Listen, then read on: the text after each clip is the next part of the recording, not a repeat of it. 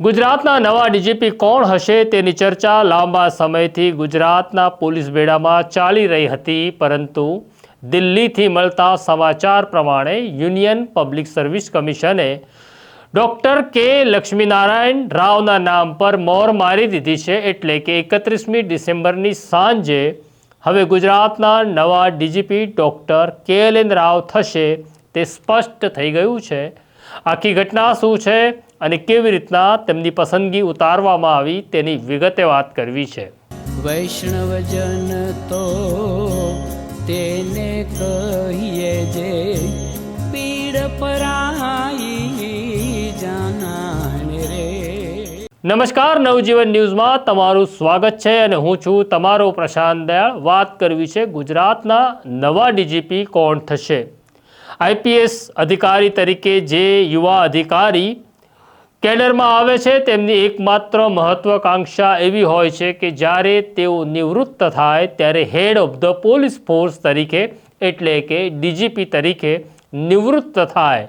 આવી જ મંશા ગુજરાતના ઘણા બધા પોલીસ અધિકારીઓમાં હતી અને ગુજરાતના ડીજીપી વિકાસ સહાય 6 મહિના પહેલાં નિવૃત્ત થઈ ગયા હતા, પરંતુ તેમને 6 મહિનાનું એક્સટેન્શન મળતા નવા ડીજીપી કોણ થશે તે વાત ઉપર 6 મહિના માટે વિરામ મુકાઈ ગયો હતો। હવે નવા ડીજીપી 31મી ડિસેમ્બરે કોણ હશે તેની કવાયત ગુજરાત સરકારે શરૂ કરી દીધી હતી અને UPSCના નિયમ પ્રમાણે જેમને ડીજીપી બનાવવાના છે તેવા 5 અધિકારીઓના નામ ગુજરાત સરકારે યુનિયન પબ્લિક સર્વિસ કમિશનને મોકલી દેવાના હતા। નિયમ એવું કહે છે કે જે 5 નામ મોકલવાના હતા તેમાં જેનો નિવૃત્તિ ગાળો 6 મહિનાથી ઓછો છે તેવા અધિકારીનું નામ UPSCને મોકલવાનું હોતું નથી, જેના કારણે ડૉક્ટર શમશેરસિંહ જેઓ ગુજરાત કેડરના અધિકારી છે તેમની બાદબાકી થઈ હતી।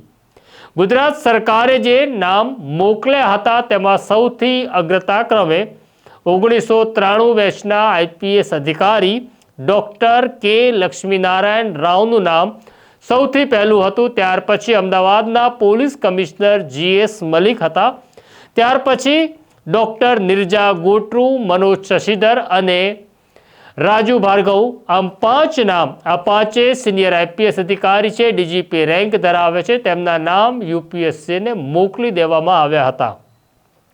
આ 5 નામો UPSCને મોકલ્યા પછી UPSCએ ડૉક્ટર કે લક્ષ્મીનારાયણ રાવના નામ ઉપર મોહર મારી દીધી છે તેવું અમારા દિલ્હીના સૂત્રો જણાવી રહ્યા છે।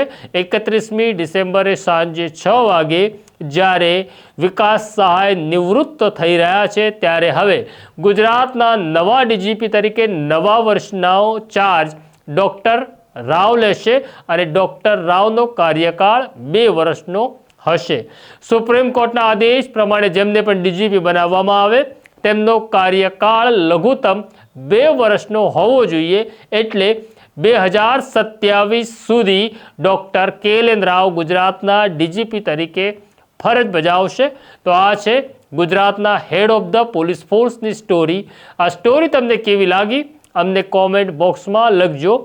ડૉક્ટર KLN રાવ SP થી લઈને ડીજીપી સુધી અનેક જિલ્લામાં અનેક શહેરોમાં ફરજ બજાવી ચૂક્યા છે। તમારો અનુભવ કેવો રહ્યો તેમની સાથે એક પોલીસ અધિકારી તરીકેનો તે પણ અમને કોમેન્ટ બોક્સમાં લખજો।